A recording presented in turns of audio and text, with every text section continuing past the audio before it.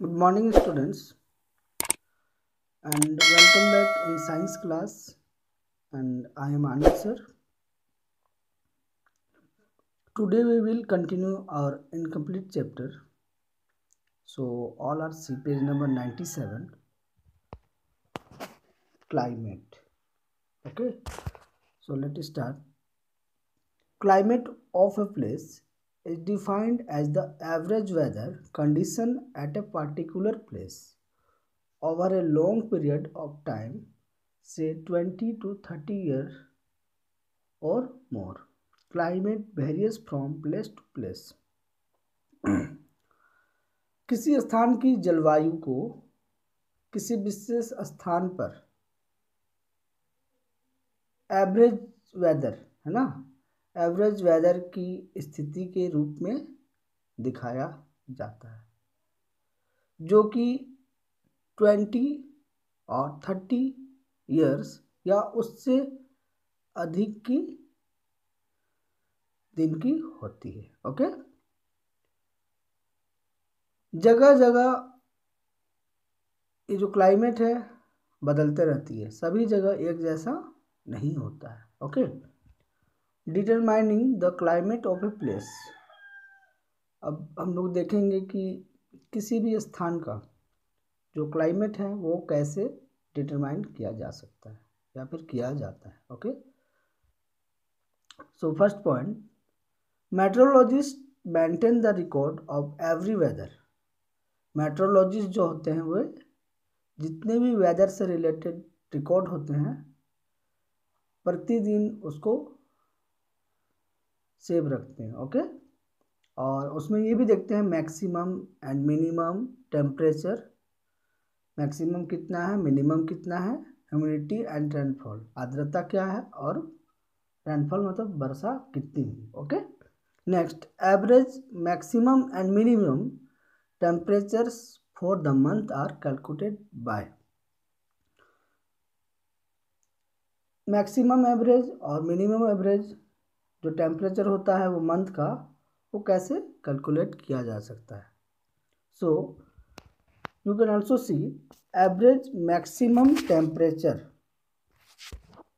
Equal to sum of the daily maximum temperature of the month divided by number of days in the month. Okay, and average minimum temperature, sum of the daily minimum temperature है ना, daily का सबसे minimum temperature of the month, उस month का, divided by number of days in the month. Okay, mean of average temperature of each month is calculated over many years. Average temperature जो होता है हर month का है ना, इसको कैलकुलेट किया जाता है बहुत सालों तक। Okay, the long term average temperature is used for making the climate chart of that place। और जैसे कि बहुत दिनों तक, लॉन्ग टर्म मतलब बहुत दिनों तक, अगर एवरेज टेम्परेचर को किसमें दिखाया जाता है, climate chart of that place. देख सकते हैं आप क्लाइमेट चार्ट ऑफ श्रीनगर, यहाँ पे दिया हुआ है table 8.1 climate chart of Srinagar. यहाँ पे दिया हुआ है जनवरी, फरवरी, मार्च, मतलब पूरे 1 ईयर का। ठीक है, मिनिमम, मैक्सिमम और average annual. Okay, so table 8.1 show a climate chart of Srinagar and table 8.2 of Delhi, जो हम आगे देखेंगे। From the given climate charts we can conclude that, और इससे हम ये निष्कर्ष निकाल सकते हैं, Srinagar is cold and wet during winter and moderate and wet during summer। Srinagar cold and wet मतलब बहुत ही ठंडा और गीलापन कब होता है, विंटर में, है ना, और and moderate and wet during summer, और गर्मियों के दौरान थोड़ा गीला होता है, ज़्यादा नहीं, थोड़ा गीला होता है। Okay, Delhi is cold and dry during winter. Delhi का जो भी मौसम रहता है वो कैसा रहता है, cold and dry during winter, December to March में। Okay, hot and dry during April, और हॉट एंड ड्राई कब रहता है, April to May. October and November, and hot and humid in June, hot and humid कब रहता है, जून में। जुलाई and August, इन सभी मंथ में कैसा रहता है, hot and humid. Okay, page turn over.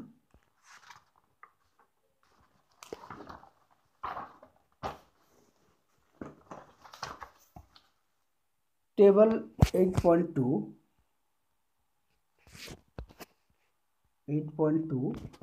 a climate chart of Delhi. You can see given here a climate chart of Delhi.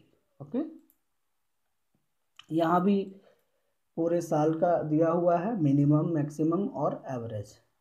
Okay, आप देख सकते हो और इसे समझ सकते हो। And next, geographical factors affecting the climate.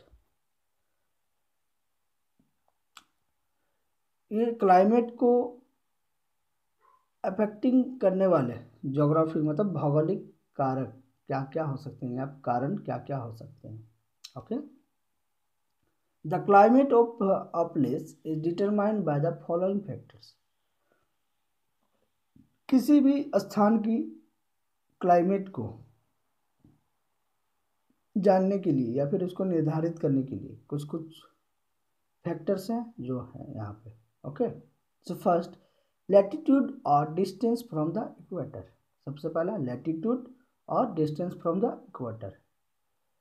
Second, distance from the sea, समुद्र से दूरी। Humidity and rainfall. And last, altitude और height above the sea level. समुद्र तल से ऊंचाई बोल सकते हैं। ओके,